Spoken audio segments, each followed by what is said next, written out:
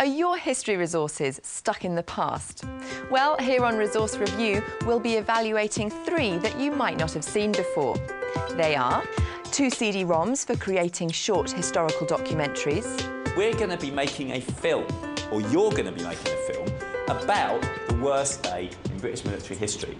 A series of history books for Key Stage 3. It does sort of make the children think about imagining what it was like if they were there, which is great. And a CD of World War II reminiscences. Will our panel give them the thumbs up? Find out here on Resource Review.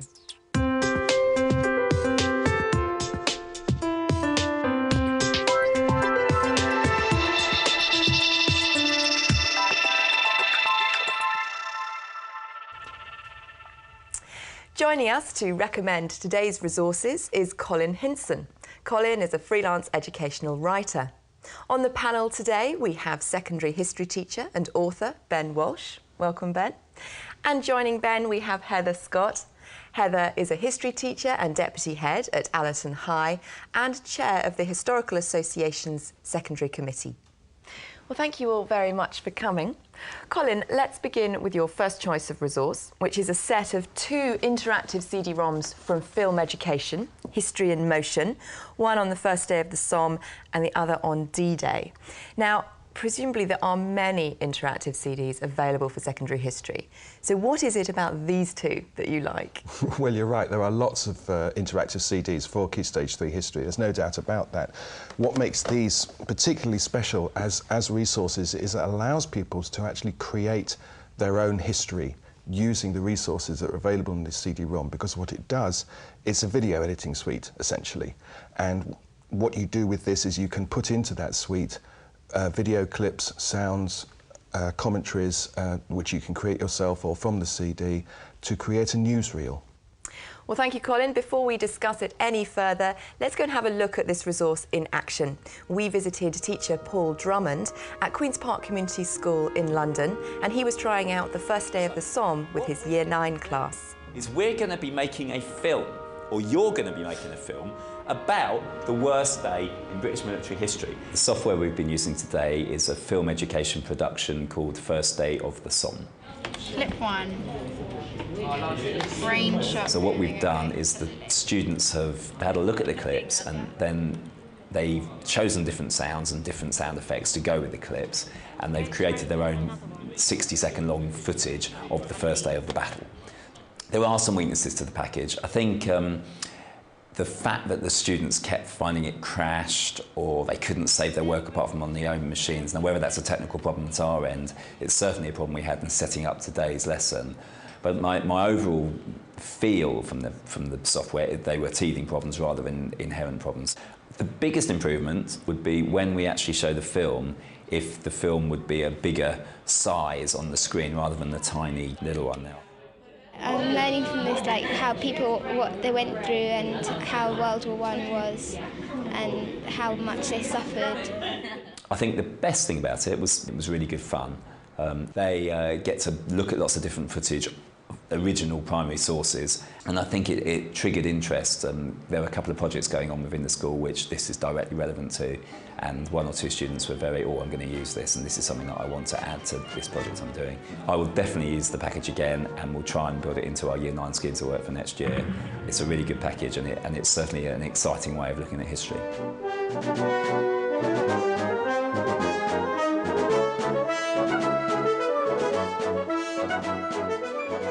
Well, Colin, Paul Drummond really seemed to like this resource, but he did seem to be experiencing some technical difficulties. He said that with the pupils it was crashing, and there was this issue of not being able to view the film on its own, sort of blown up full screen size.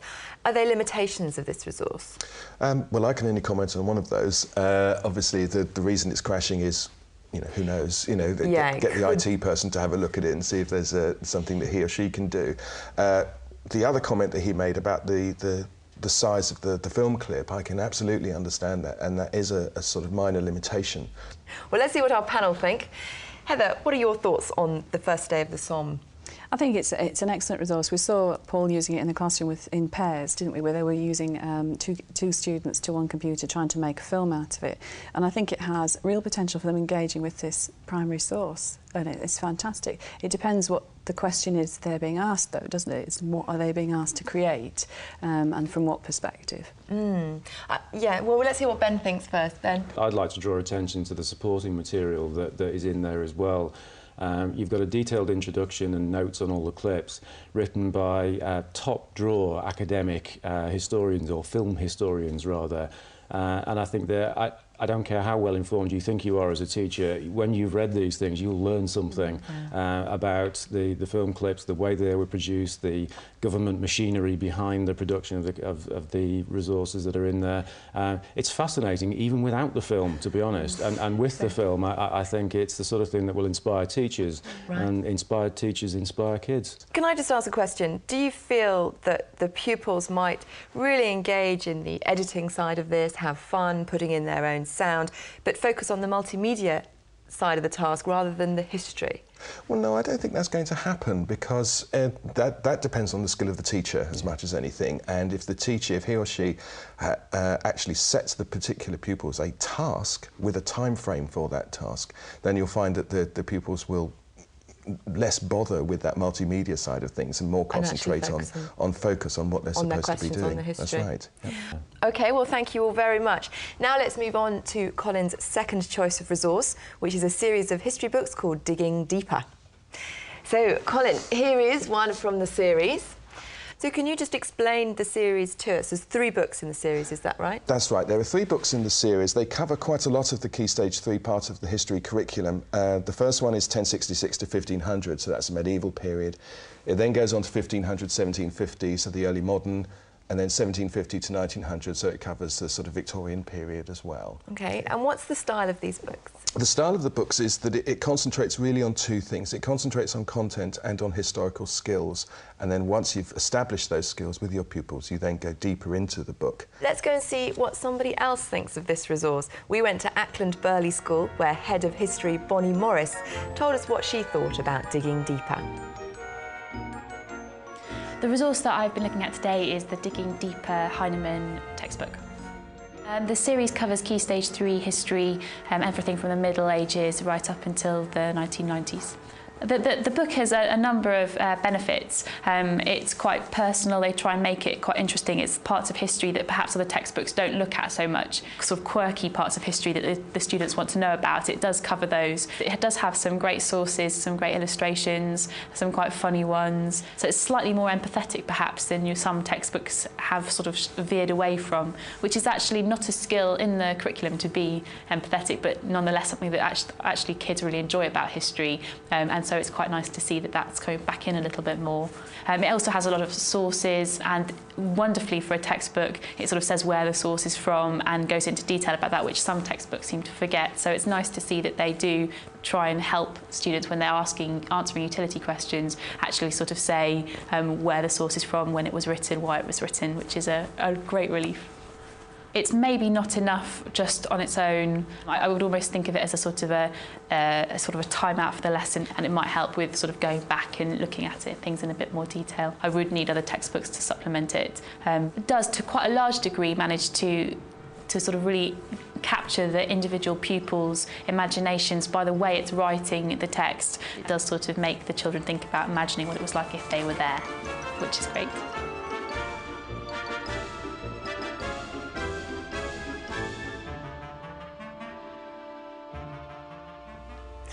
Well, Colin, a fairly favourable review of the book series, but Bonnie did point out that these shouldn't be used in isolation. Is that something you would agree with? I'd agree with that, absolutely, yes. I wouldn't regard these as the only resource that you would use for teaching these particular subjects, simply because of the approach that they take. It's something that's supplementary, if you like, something as an add-on to the more sort of basic resources that you would use to teach these subjects. Right, OK. Well, let's see what the panel think. Over here, Ben, coming to you first, your thoughts? I think what's interesting about them is that in some ways they're inconsistent, but in a good way, in that you have one spread, for instance, I'm looking at one of relating to the British Empire here, and it's a great big painting that dominates the double-page spread, and there are lots of interesting pointers sort of directing students to sort of what the painting is trying to say.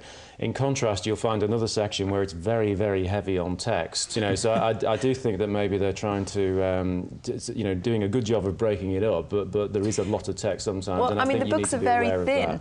If they made the books a bit fatter, then they could spread it out a bit more. Perhaps, I mean, yeah. I think that's obviously a publisher's decision, yes, isn't it? and cost, I suppose. Yeah. I mean, £6.99 per book. And I think that is a realistic figure for something that isn't going to be your core text. You know, for something that's actually going to sort of to be icing on the cake rather than the cake. OK.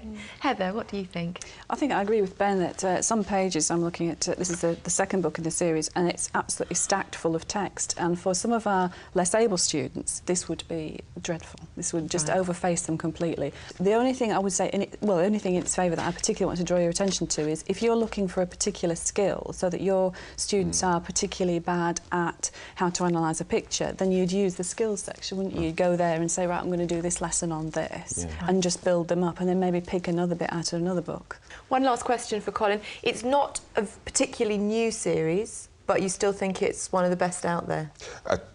From my point of view, yes. I mean, certainly because of its style and content, I think it's one of the best out there at the moment, yes. OK, thank you.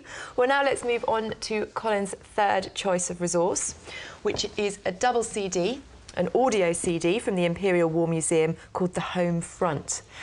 What's on the CD, Colin, and why do you like it? Well, one of the reasons I chose this was because a lot of nearly all the resources that pupils are given in the classroom are visual in some way, whereas this is purely listening. When I arrived in London on the 1st of April 1939, I knew the war was imminent. They're people reminiscing about their lives on the home front during the Second World War. And so I chose it because it's actually a new way of learning about history, if you like, because pupils are encouraged to use a variety of sources. Right.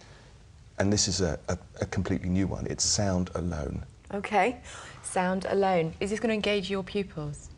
I think it's interesting to hear what the people who were there said. You know, it's first-hand experience, and that's always fascinating. But I think you'd be very careful about how much and for how long, because some of the clips are quite lengthy. So you'd only want to use a few minutes, a few seconds, but depending on what your purpose is in the lesson. OK. Ben, is there enough guidance? I mean, maybe I should ask Colin this, but is there enough guidance for teachers to really get the most out of this resource? There isn't much guidance there. It's not aimed at teachers. But I personally, and I know a lot of teachers, like that sort of thing. There are a number of interviews in there which are decidedly left field compared to the standard sort of story of the war. So I think that there are very few teachers out there who wouldn't have sufficient craft to make use of this thing, even if it isn't spelled out in words of one syllable. Great. Well, I'm afraid that's all we've got time for today. But just to recap, the three resources that we looked at were History in Motion CD-ROMs from Film Education, the Digging Deeper textbook series from Heinemann Educational, and the Home Front double CD from the Imperial War Museum. For more information about all of the resources that we've talked about today, go to our website. It's teachers.tv/resource review. Or if you want to, email us. We're at resourcereview@teachers.tv. All that remains for me to do is to say thank you to the panel, to Colin, to Heather and to Ben. Thank you for joining us. We'll see you next time on Resource Review. Bye-bye.